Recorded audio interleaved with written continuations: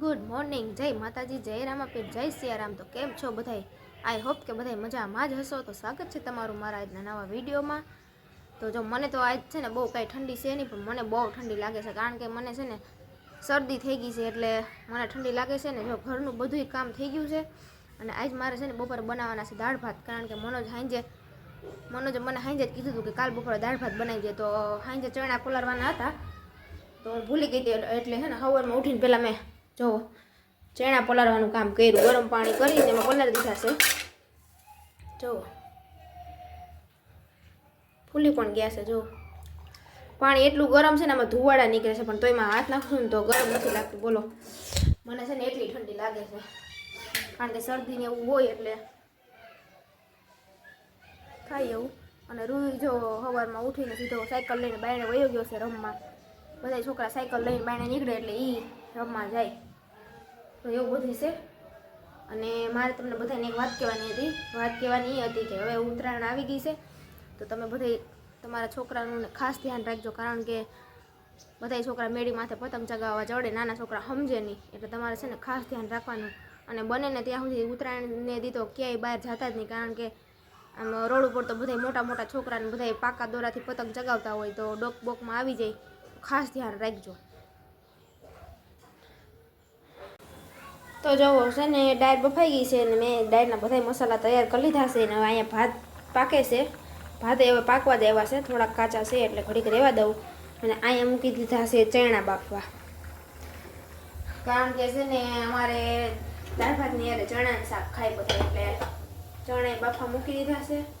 હવે ભાત પાકી જાય એટલે દાળ વઘારી નાખવું, અને પછી બનાવવાના છે રોટલા। તો મેં રોટલાનું વ્યૂ તૈયાર કરી લીધું છે, પપ્પા હાટું રોટલા બનાવવાના છે, 2 બાજરાના રોટલા।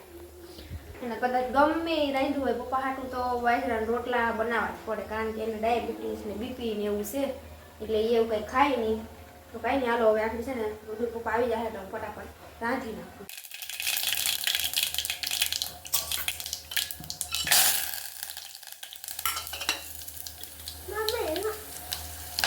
હા, તો દાળ ભાત બનાવું, તને બહુ ભાવે ને દાળ ભાત? લેવા તો ઈ નોટ તો બટા,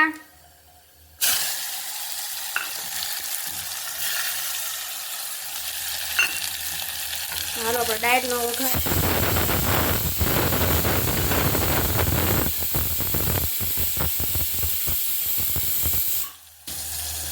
હું તો આમ છે ને આવી રીતે દાળનો વઘાર કરું, પેલા ટમેટું મરચું નાખ દઉં, પછી દાળ। રસોઈ બધી બની ગઈ છે, ઋતુ ભાઈ આવી ગયા છે, અને જમવાનું જો મેં બધું અહીંયા તૈયાર કરી દીધું છે, તો હવે બેસવાનું છે જમવા। હાલો ઋતુ ભાઈ, એ ઋતુ હાલો, મમ ખાવાનું છે, હાલો હાલો। તો તમે પણ બધા આવી જાવ જમવા। આમ જો તાર પપ્પા એમ કહેતા હતા કે ઋતુને છે ને ઋતુ ચોકલેટ ખાઈને લાકડી લઈને મારે ધોકાવી નાખવો છે, જો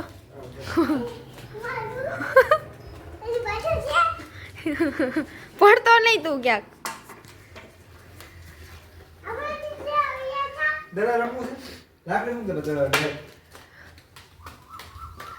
આજ તો ગયા તમે, આજ ધોકાવી નાખવાનો છે રુદુ।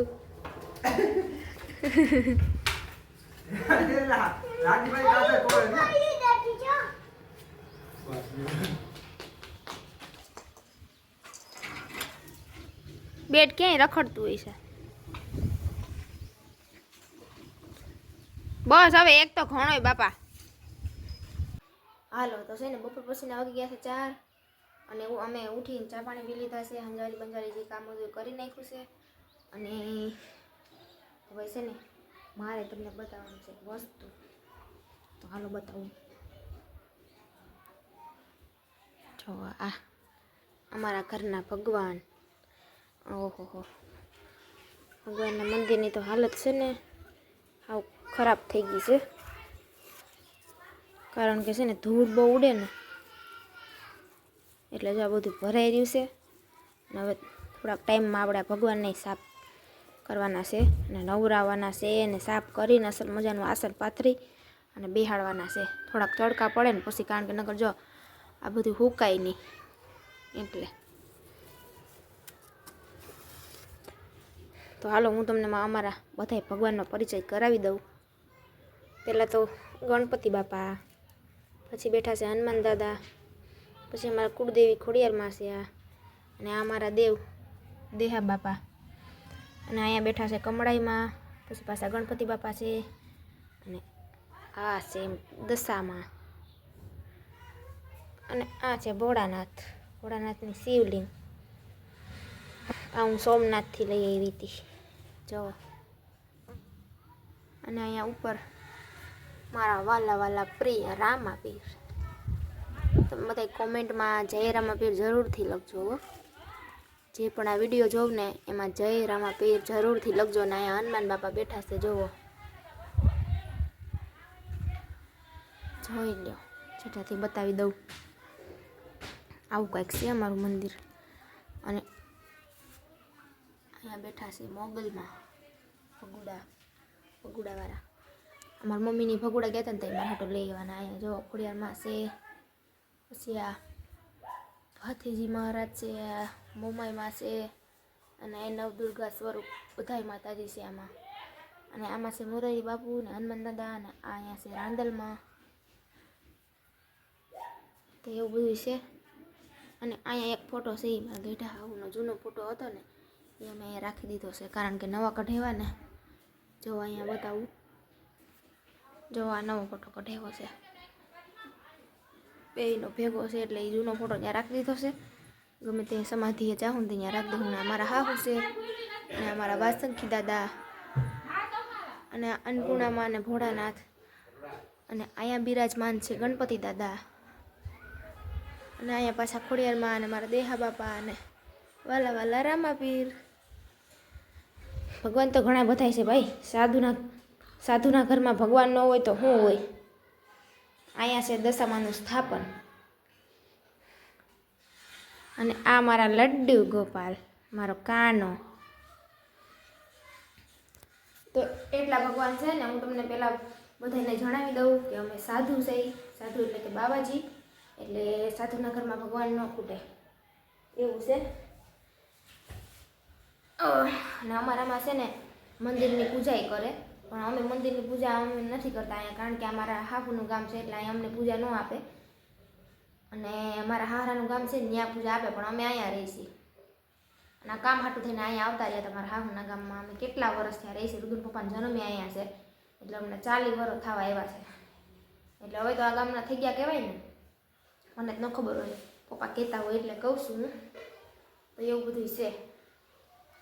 અને બીજું હું મારે કહેવું કહું, હા જો રૂદુ વયો ગયો છે રમવા, અને પપ્પા બેઠા છે ફરિયામાં. અને હું જો હવે કંટાળો આવે છે. રૂદુ બાયણે વયો જાય ને એટલે મને છે ને કંટાળો આવે, મજા ન આવે. અને અહીંયા બહારમાં પણ જો ભગવાન ગણપતિ બાપા, તમને બધે ભગવાન જ જોવા મળશે. જેમ કે મેં કીધું કે સાધુના ઘરમાં ભગવાન ન ખૂટે. અને અમારામાં તો છે ને શું કહેવાય, બાવાજીમાં તો માગીને ખાવાનો ધર્મ છે, પણ અમે માગીને નથી ખાતા. ભગવાનને હાથ પગ દીધા છે તો કમાવીને ખાઈશ, જેટલું થાય એટલું નીતિનું ખાઈશી અમે. ભગવાન જેવું દે એવું ખાઈ લે, કાંઈ ન હોય તો છાશને રોટલો ખાઈ લે, પણ અમે માગીને નથી ખાતા, કમાવીને ખાઈશી. પહેલાં તો છે ને મારા હારા વાતો કહેતા હોય કે અમે અહીંયા આવ્યા તમારા ભાઈ કાંઈ નહોતું, તૂટેલા ને ફાટેલા ને કપડાં ને પહેરતા, ને હવે ધીમે ધીમે બધું થયું. મકાનને હમણાં કર્યા છે, બાકી મકાનને નહોતા, નદિયાવાળા મકાન હતા, કાંઈ નહોતું, એવું બધું છે.